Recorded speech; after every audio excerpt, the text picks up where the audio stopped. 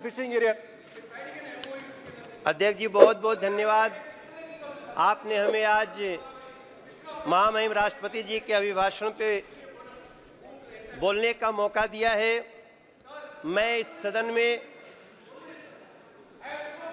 तीसरी बार आया हूं और मैं दिल्ली से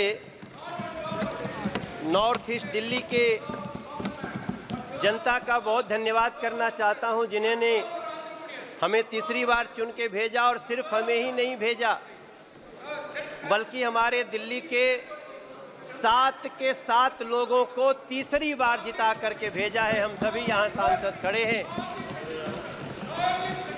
जरा इनका संरक्षण करें अध्यक्ष जी।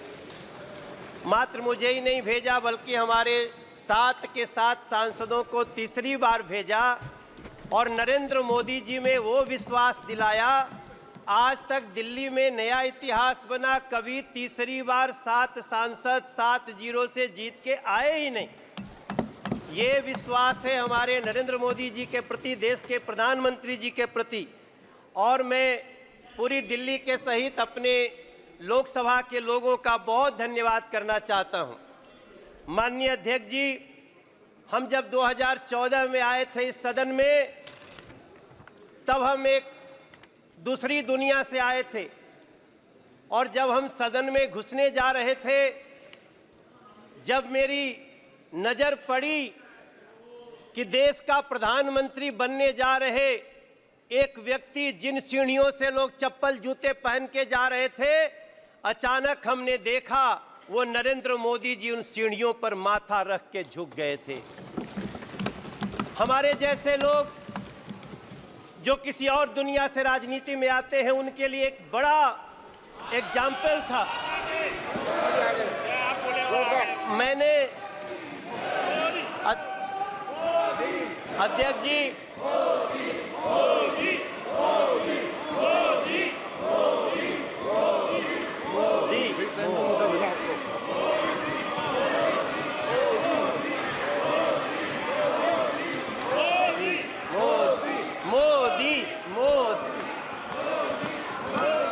भारत माता की। अध्यक्ष जी, जब मैं पहली बार यहाँ आया था तो हमने देखा देश के होने वाले प्रधानमंत्री उन सीढ़ियों पर माथा रख के आगे बढ़ रहे थे। जब हम दूसरी बार, माननीय अध्यक्ष जी, जब हम दूसरी बार 2019 में जब हम संसद में आए तो हमने देखा देश के प्रधानमंत्री पद पे आ रहे नरेंद्र मोदी जी ने सबसे पहले संविधान को ऐसे माथा झुका करके प्रणाम किया। वो दृश्य हमारे लिए, और मैं समझता हूं मेरे सभी साथियों के लिए, हाथ में संविधान लेना भी ठीक है, लेकिन संविधान लहराना और संविधान की पूजा करना दोनों में अंतर है। हमने नरेंद्र मोदी जी को संविधान की पूजा करते हुए देखा है। इसलिए मैं बड़े ही विनम्रता से कहना चाहता हूं, राष्ट्रपति जी के अभिभाषण के बाद मैं जब दिल्ली के ही अपनी कुछ बातें करूंगा, दिल्ली के ही सौभाग्य को देखूंगा। कोई द्वारका एक्सप्रेस पे जा करके गाड़ी चलाता होगा, तब उसको समझ में आता होगा कि सरकार क्या होती है और कैसे लोगों का काम होता है। NH-24 पे जाते होंगे, आज दिल्ली मेरठ तक चली गई है अध्यक्ष जी। आज लोग दिल्ली में मेरठ से काम करने आते हैं और 35 से 40 मिनट में पहुंचते हैं। तब हम सबको गर्व होना चाहिए। हमें गर्व क्यों नहीं होना चाहिए जब हमें पता चलता है कि देश के 4 करोड़ 22 लाख बेघर को पहली बार घर मिल गया। हमें क्यों नहीं गर्व होना चाहिए अध्यक्ष जी, जब 12 करोड़ घरों में टॉयलेट बन जाते हों, जब 52 करोड़ में गांव का आदमी हो। अध्यक्ष जी, हमारी माँ पहले एक हमारे गांव में काम करती थी, उनके लिए हमसे एक बार वो 20,000 रुपया मांग के दी थी और एक दिन वही हमारी माई हमसे कहती है, ए मनोज, तू जाना ताला झुरी तिवारी के मेहरारू के उनके घर मिल गए, मोदी जी घर दिले बाड़े। अध्यक्ष जी, हम जानते हैं कि गांव में घरों में टॉयलेट न होने का क्या दंश होता था। हम लोग साइकिल से जाते थे तो सड़क पे खड़ी महिलाएं खड़ी हो जाती थीं। अगर उस दंश को किसी ने दूर किया, वो नरेंद्र मोदी जी, वो सरकार, हम क्यों न गर्व करें इस पे।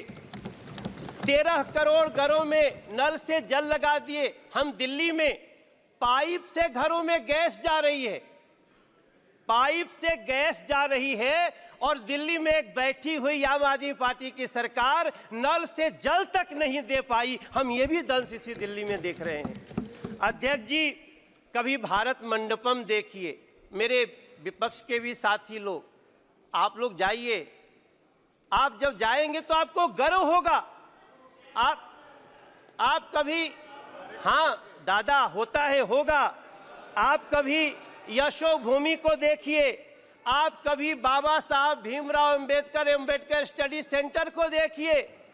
इसी दिल्ली में जिस बाबा साहब भीमराव अंबेडकर को अंतिम क्रिया के लिए 1 कट्ठा जमीन नहीं दिया गया, बुरा मत मानना, नाराज मत होना, उसी दिल्ली के हृदय में नरेंद्र मोदी जी ने 5 एकड़ में बाबा साहब का स्टडी सेंटर बना के दिया है।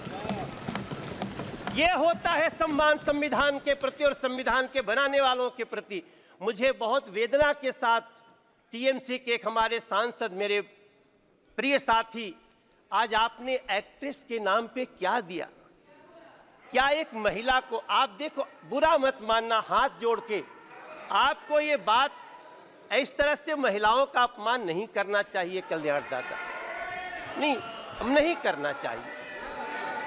मैं आपसे प्रार्थना करता हूं, आप कोई एक्ट्रेस को सिर्फ देखने वाली वस्तु महिलाओं को न समझा जाए, हम आपसे प्रार्थना करते हैं। हमें गर्व इस बात का होना चाहिए। अध्यक्ष जी, माफी चाहता हूं। अध्यक्ष जी, मैं खत्म करूंगा। मुझे गर्व तब होना चाहिए जब इस दिल्ली में, अब इस देश में, नहीं, हम गुमराह नहीं कर रहे हैं। अगर आप, दादा, कोई बात नहीं दादा, अब इस देश में, दादा, ऐसा नहीं करना चाहिए। देश के 70 साल के बुजुर्गों को अब वृद्धाश्रम भेजने की आवश्यकता नहीं। खत्म करना।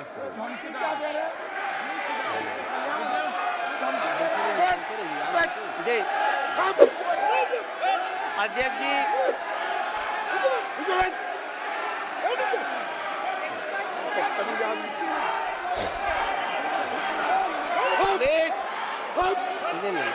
प्लीज अध्यक्ष जी, ओके,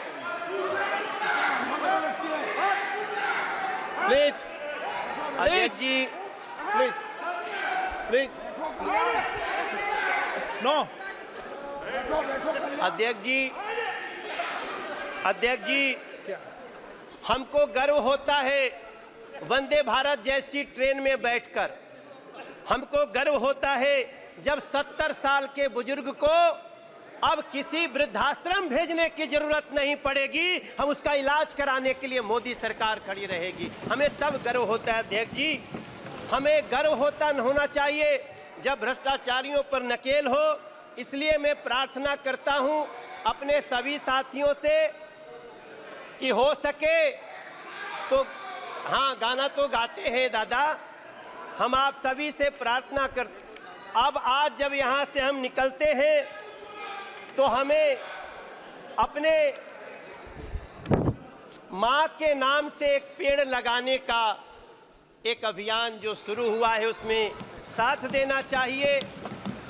चलिए मिलकर के माँ के नाम से एक पेड़ लगाते हैं। दादा, माँ के नाम से आप भी लगा दें।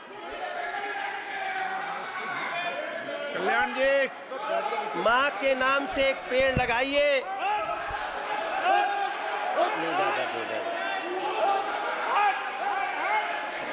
और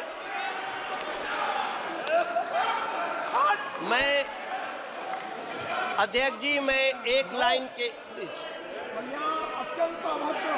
प्लीज नरेंद्र मोदी जी सरकार को प्लीज तीसरी बार अगर इस देश की जनता ने चुन के भेजा है,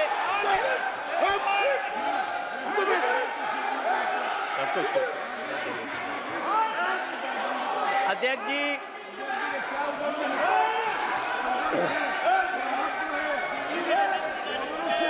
बैठो। प्रसून जी अध्यक्ष जी, प्लीज मैं नो। दो पंक्ति के साथ अपनी वाणी को विराम देने जा रहा हूं। नरेंद्र मोदी जी को तीसरी बार देश ने ऐसे ही नहीं चुना है।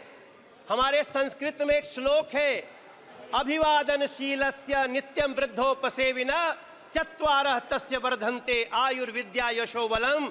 नरेंद्र मोदी जी की भी आयु बढ़े, नरेंद्र मोदी जी के सरकार की भी आयु बढ़े, ये इस देश की जनता चाहती है।